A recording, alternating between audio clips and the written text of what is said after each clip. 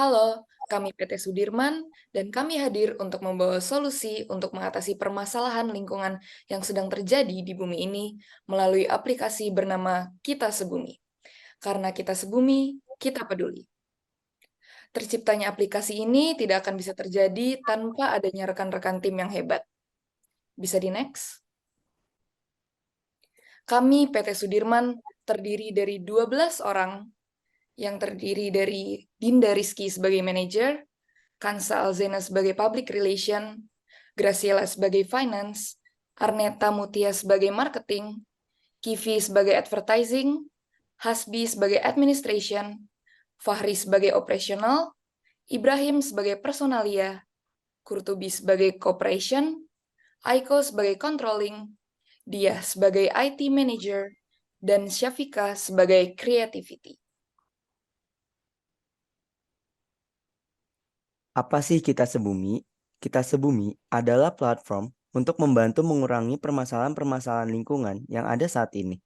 Aplikasi ini memiliki fitur-fitur yang menguntungkan banyak pihak, yaitu untuk lingkungan, masyarakat yang berkontribusi, maupun untuk pihak yang aplikasi Kita Sebumi ini. Aplikasi Kita Sebumi juga memberikan hadiah untuk masyarakat yang berkontribusi sebagai bentuk apresiasi. Problems yang kita ambil dari kitas bumi ini, salah satunya adalah pencemaran udara, tingkat kemiskinan yang tinggi, serta meningkatnya sampah plastik. Karena ketiga masalah ini saling terkait.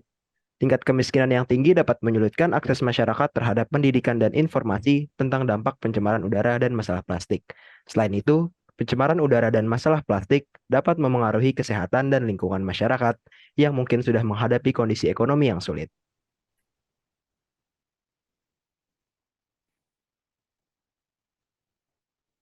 Nah, selanjutnya kita menawarkan solusi dari masalah-masalah yang sudah disampaikan oleh rekan saya Ibra. Yang pertama ada fitur target sampah dan kendaraan umum. Aplikasi Kita Sebumi menyediakan fitur target pengumpulan sampah dan menggunakan kendaraan umum. Setelah user melaporkan, akan dapat poin yaitu 10 poin senilai 1.000. Yang kedua, ada fitur konsultasi penyakit. Jika user merasa ada gangguan kesehatan yang kemungkinan disebabkan faktor lingkungan, maka bisa konsultasi yang akan dilayani langsung oleh dokter. Selain itu, juga bisa melakukan janji temu dan perawatan. Aplikasi ini bekerja sama dengan rumah sakit yang tersebar di seluruh Indonesia. Selanjutnya ada fitur tukar poin. Semakin banyak user berkontribusi, semakin banyak juga poin yang didapatkan sebagai tabungan yang bisa ditukarkan dalam bentuk uang atau e-wallet. Next. Selanjutnya ada tampilan awal aplikasi. Jadi saat kita membuka aplikasinya itu muncul logonya dan ada tulisan Kita Sebumi. Selanjutnya ada page welcome to Kita Sebumi yang berisikan tentang saya, target sampah, target transport, jual barang dan konsultasi. Bisa di next. Selanjutnya ada tampilan fitur lainnya. Yang pertama ada tentang saya yang berisikan perbarui profil, progres target, poin saya, tukar poin. Setelah itu ada target sampah yang berisikan tanggal target, target terkumpul, serahkan ke bank sampah, poin target yang telah tercapai, dan tukar poin. Dan selanjutnya ada target transport, yaitu tanggal target, target yang terkumpul, bukti foto, poin target, dan tukar poin. Bisa di next. Yang terakhir ada tampilan fitur jual barang.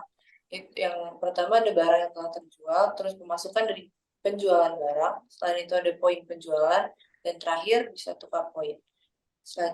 Dan terakhir ada konsultasi, yaitu kita bisa tanya dokter, bisa menjadwalkan janji temu, perawatan, dan beli obat.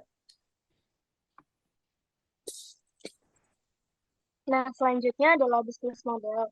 Bisnis model ini adalah bentuk algoritma atau cara kerja dari aplikasi Kita Sebumi. Algoritma yang pertama, user itu mendaftarkan akun dan melengkapi profilnya untuk kebutuhan fitur-fitur yang ada di dalamnya. Entah nanti untuk tukar poin, hadiah, atau yang lainnya. Kemudian yang kedua, itu pelaporan pengumpulan sampah. Jadi setelah user sudah mendaftarkan dan melengkapi profil, nanti akan ada fitur di mana fitur-fitur tersebut ketika user mendapatkan sampah sampah plastik setiap harinya, itu bisa dilaporkan ke fitur tersebut. Mulai dari pengisian tanggal berapa sampah tersebut didapatkan, kemudian sampah berapa banyak yang didapatkan pada hari itu. Nah, setelah sudah dilaporkan, selanjutnya itu nanti akan ada penyetoran ke bank sampah.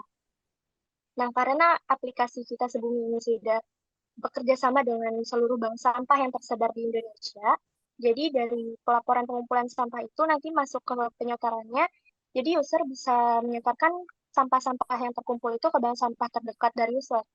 Nah, untuk penyetoran ke bank sampahnya itu tidak harus sesuai domisili user ada di mana, tapi dimanapun user berada itu bisa disetorkan ke bank sampah manapun dan dimanapun user tersebut tinggal. Nah, selanjutnya di situ ada fitur-fitur. Yang pertama ada fitur jual barang dari sampah plastik juga.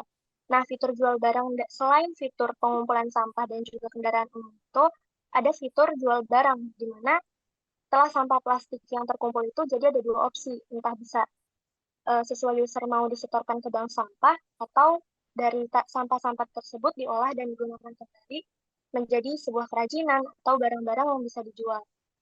Untuk penjualannya nanti pemasukan tetap untuk user. Dan bagi user yang sudah berhasil menjualkan barang, nantinya akan mendapatkan poin juga nih. Jadi setiap ada barang yang sudah terjual akan mendapatkan poin juga yang nantinya bisa ditukarkan menjadi uang atau e-wallet. Nah, selanjutnya adalah ada bentuk reminder dan notifikasi dari aplikasi. Jadi setiap harinya itu nanti user akan mendapatkan reminder sebagai pengingat nih bahwa setiap harinya ada target mereka untuk harus mengumpulkan sampah-sampah tersebut, mengumpulkan ketika di jalan harus mengumpulkan dan melaporkan sampah plastik yang didapat, kemudian target juga untuk menaik kendaraan umum daripada kendaraan pribadi ketika ingin berpergian. Nah, selanjutnya ada pengumpulan poin. Jadi, poin-poin tersebut ketika target sudah tercapai dan dilakukan, maka akan mendapatkan poin-poin yang nanti bisa ditukarkan. Itu algoritma selanjutnya adalah tukar hadiah, yang dimana poin yang sudah dicapai tersebut bisa ditukar dengan pilihan bisa ditukar untuk menjadi uang tunai atau bisa melalui e-wallet. Nah, itu sesuai keinginan user. Selanjutnya adalah konsultasi kesehatan.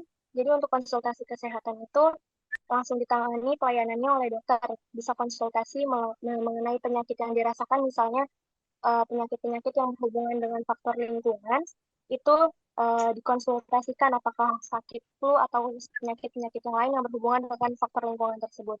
Selanjutnya, kalau misalnya dirasa penyakit tersebut butuh penanganan, maka bisa langsung datang untuk meminta janji temu dengan dokter yang bersangkutan dengan mengkonsultasikan tersebut, janji temunya mau tanggal berapa, jam berapa, dan di rumah sakit apa.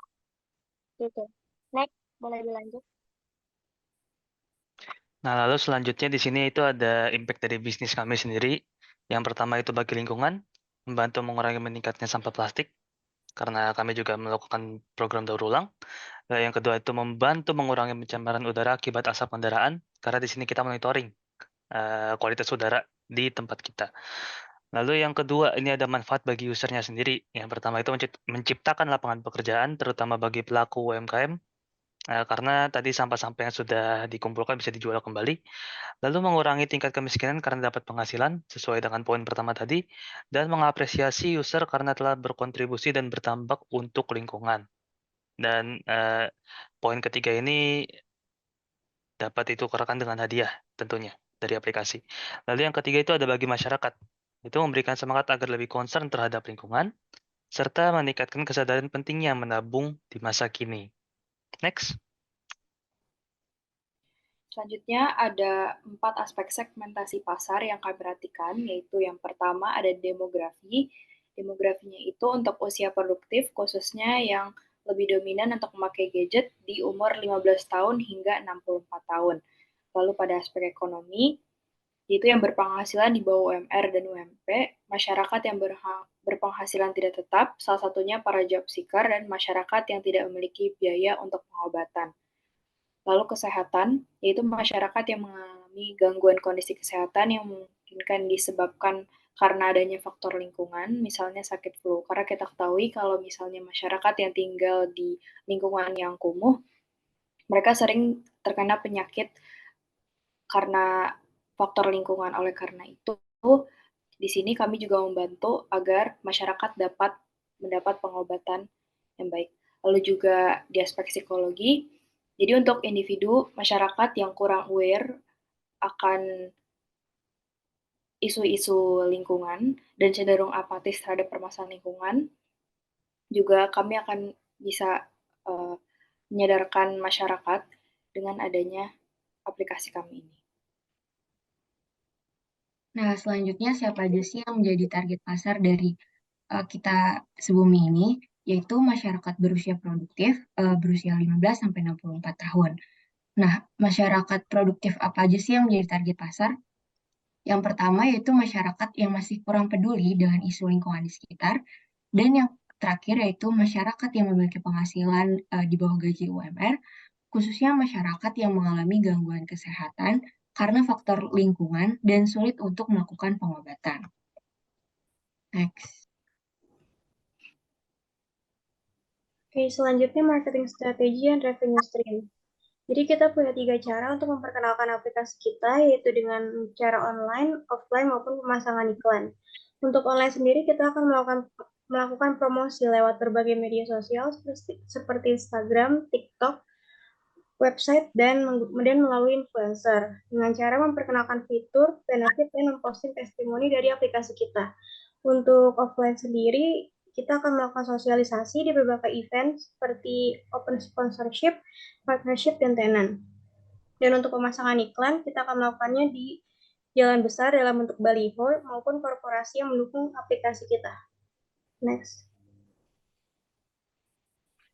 Lalu, trust apa aja sih yang dimiliki? Yang pertama, lokasi pengumpulan sampah.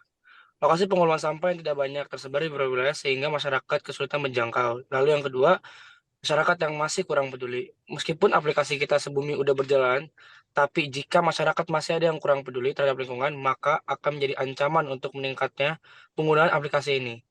Lalu dapat semakin merusak lingkungan. Aplikasi ini bisa disalahgunakan karena ada reward yang justru membuat user berlomba-lomba menggunakan sampah plastik supaya bisa dapat uangnya saja. Next.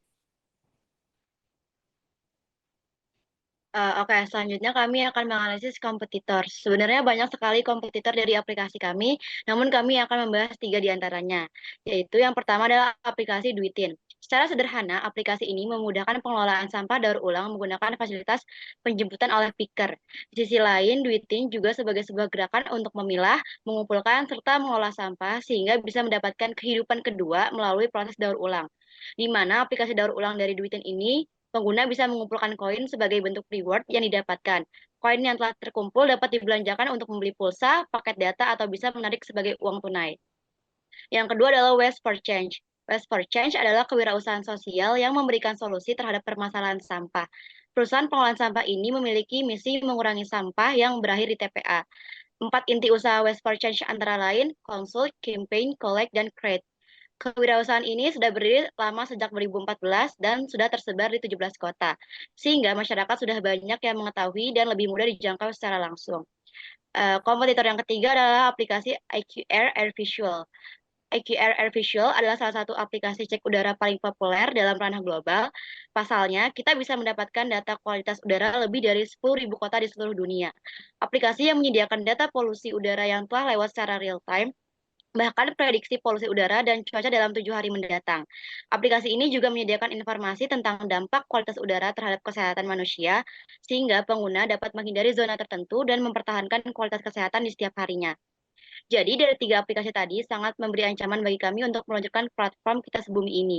Dilihat dari aspek tahun dibuatnya, penyebaran penggunanya, hingga manfaat yang diberikan dari masing-masing kompetitor. Namun dari ketiga kompetitor tersebut, kami memberi suatu platform yang mewadahi masing-masing aspek utama dari kompetitor tersebut, sehingga kami yakin mampu untuk bersaing dan ikut andil dalam memberi solusi di tengah permasalahan yang ada. Next. Baik, itu dia pemaparan dari kami. Kami harap Anda semua dapat peduli dengan bumi kami dengan cara berkolaborasi dengan kami melalui aplikasi Kita Sebumi. Karena kita sebumi, kita peduli. Terima kasih.